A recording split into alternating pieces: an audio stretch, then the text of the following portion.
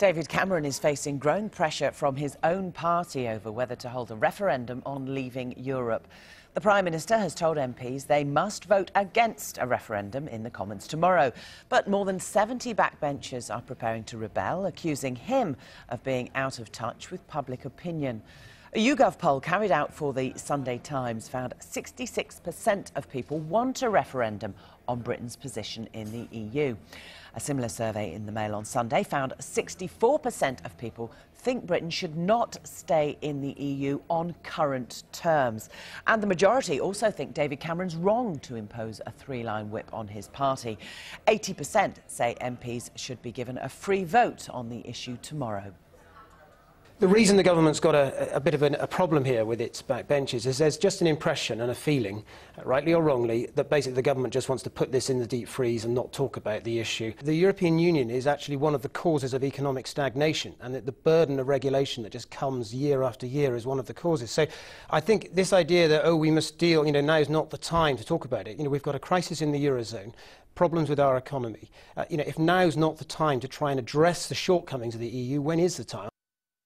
It would be an enormous distraction from the urgent task of focusing all the efforts of government on meeting the economic challenge, on growing economic recovery and on creating jobs, if the political class were to be diverted at this moment in time or in the near future to arguing about whether we should have a referendum on our membership of the European Union.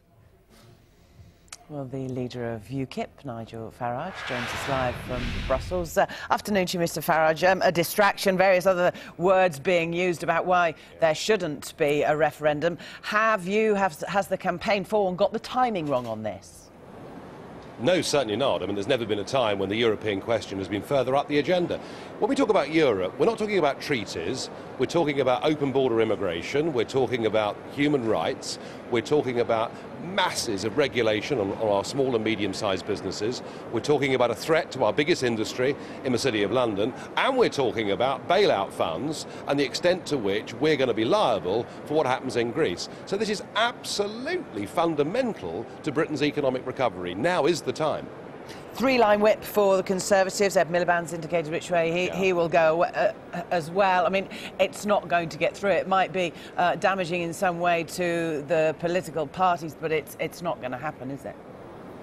Well, I mean, tomorrow's vote is supposed to be advisory, but with all three party leaders having put on three-line whips, what they're showing for the British public, indeed for their own MPs, is absolute contempt. And I think that the result of tomorrow will be huge disappointment out there in the country, and a lot of people saying, what on earth is the point of me supporting my traditional party when they're perfectly happy for most of my laws to be made somewhere else and they won't even ask my opinion. So we in UKIP view tomorrow as a very big opportunity.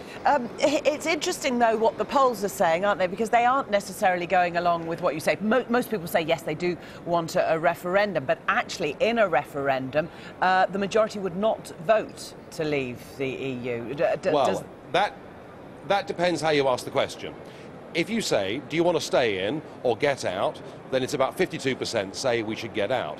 If you give people the soft option of renegotiation, many will plump for that. The key figure is only 1 in 5 British voters wants to maintain our relationship with the EU on current terms. So, less than 20% of the country supports the current EU deal, and that, I think, is the really significant figure. Well, one more question on the referendum before we go on to talk about the Eurozone, the meeting going on there.